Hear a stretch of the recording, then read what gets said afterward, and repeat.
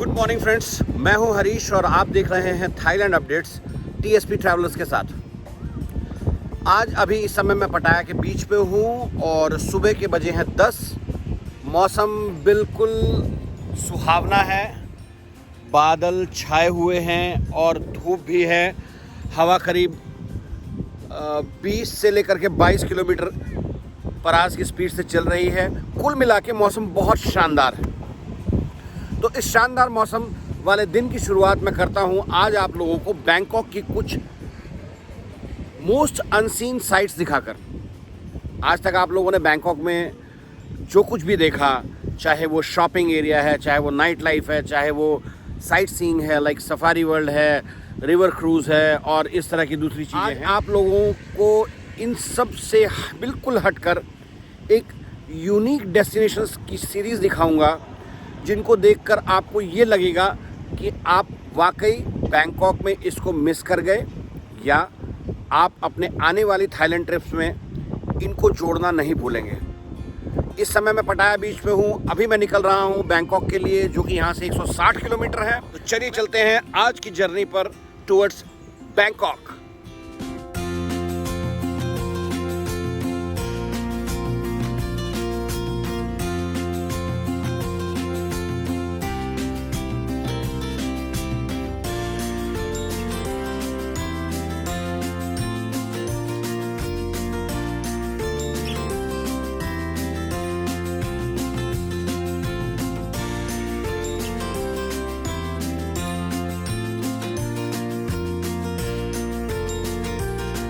Welcome to midway of Bangkok Pattaya highway.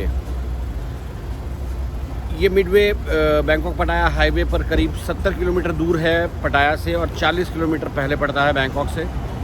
यहाँ पे तमाम खाने पीने की दुकानें हैं, पेट्रोल पंप्स हैं, वॉशरूम्स हैं, रेस्ट रूम्स हैं।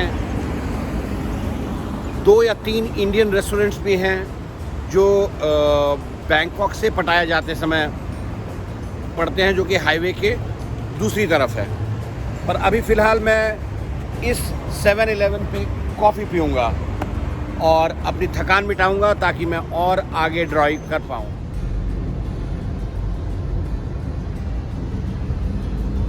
अब हम लोग बैंकॉक पहुँच चुके हैं और हमारा वेलकम भगवान इंद्रदेव ने बारिश के साथ किया है। पटाया में बहुत तेज़ धूप थी, हल्के बादल थे, पर यहाँ धुआंधार झमाझम मूसलाधार बारिश हो रही है और वाइपर्स मुझे बढ़ाने पड़ेंगे। आप सामने चलते हुए ट्रक्स और कार्स की टायर से उड़ती हुई फॉग देख सकते हैं। It is almost invisible view,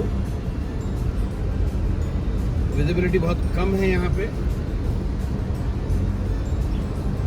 तो इतना अच्छा व्यू देखने के बाद मेरे मुझसे रहा नहीं गया कि मैं ये व्यू अपने फ्रेंड्स, अपने दोस्तों, अपने सब्सक्राइबर्स से छुपाऊं। So this is the heavy rain in Bangkok guys. Enjoy the rain. If you can arrange some pakoras you can.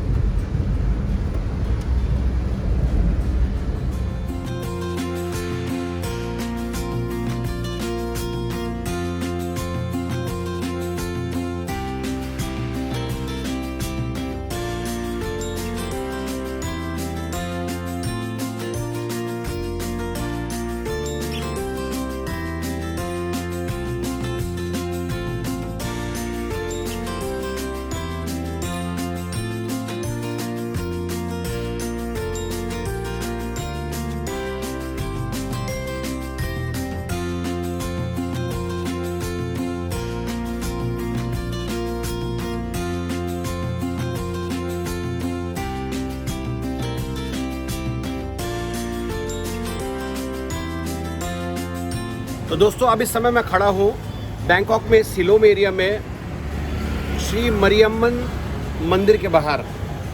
Mariamman temple करीब 150 साल पुराना है। ये 1870 में बनाया गया था और ये बैंकॉक का सबसे पुराना हिंदू धर्म का मंदिर है।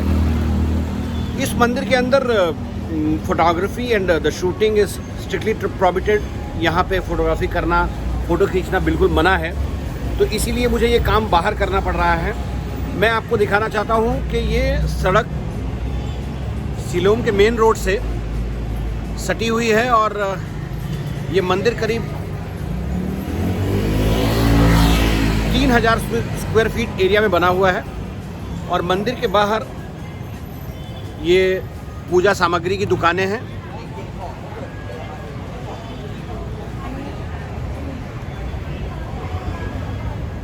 मरियम्मन टेम्पल के बारे में कहा जाता है कि ये माता पार्वती का मंदिर है और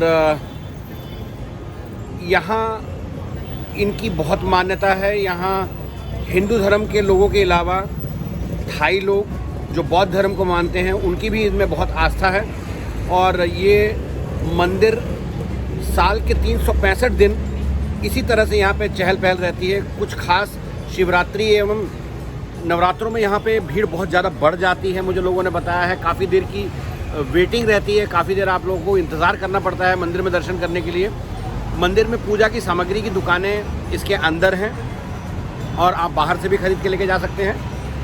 एक ख़ास बात मैं कहना चाहूँगा कि अगर आप अपनी फैमिली के साथ बैंकॉक घूमने आए हैं तो ये मंदिर आपके लिए एक बहुत अच्छी जगह है अपने परिवार को घुमाने के लिए, क्योंकि मंदिर अंदर से इतना सुंदर, इतना खूबसूरत है, इतनी ज़बरदस्त नक्काशी का काम हुआ है कि ये मैं आपको बता नहीं सकता। ये सिर्फ अपनी आंखों से देख के महसूस किया जा सकता है कि ये मंदिर कितना सुंदर। इस सफ़र को जारी रखते हैं दोस्तों। मैं आप लोगों से एक बार फिर गुजारिश करूंगा कि आप जब भी अपना अगला बैंकॉक का ट्रिप बनाएं, whenever you next time come to the Bangkok, you must visit this place. This is a awesome and gorgeous religious establishment. भगवान शिव की मूर्तियां भी यहाँ पे हैं और माता पार्वती का मंदिर तो ये स्पेसिफिकली है ही।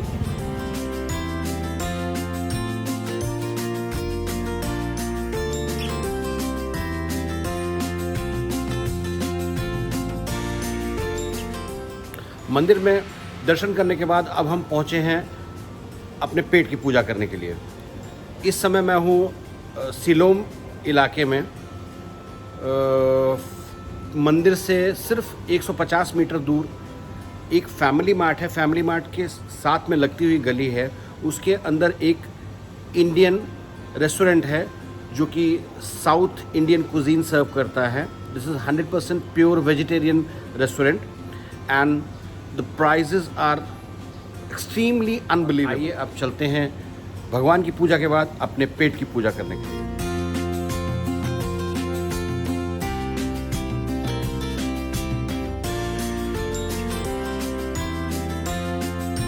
ये इनका मेन्यू है और इसमें पहली आइटम है जो वेज साउथ इंडियन थाली। दिस इज अनलिमिटेड थाली और इसमें 13 आइटम्स ये सर्व करते हैं अनलिमिटेड और इसकी कीमत है 129 बात। अगर इंडियन रुपीज़ में हम इसे काउंट करेंगे तो दिस इज समथिंग अराउंड 280 रुपये। 280 रुपये में वेज इंडियन थाली with the south Indian cuisine unlimited.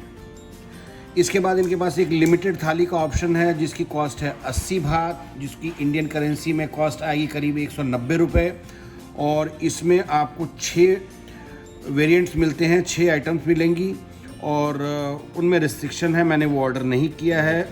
उसके बाद इनकी अगली आइटम है पोनी राइस लिमिटेड थाली, उसकी कॉस्ट भी 80 बात है, वो भी मैंने ऑर्डर नहीं। पास रेगुलर आइटम्स भी हैं जिस तरह से idli, dosa, vada, sambar and allied South Indian items.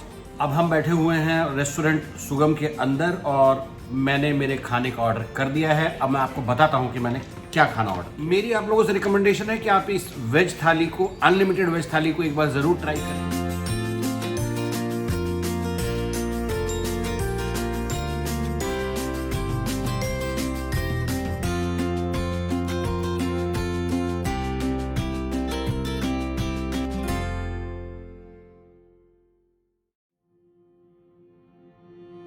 So my food is here. All my friends have started eating. मेरा खाना भी आया है, मैं बस अब अपना खाना शुरू करूंगा।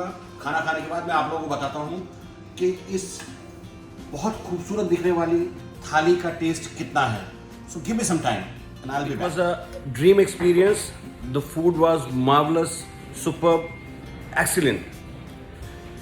I will not talk about the prices. Prices are really genuine. As I explained, मैंने आपको बताया जिस तरह से कि प्राइस तो ऐसे शायद दुनिया में कहीं नहीं मिलेंगे आपको, और खाने का टेस्ट बिल्कुल घर जैसा।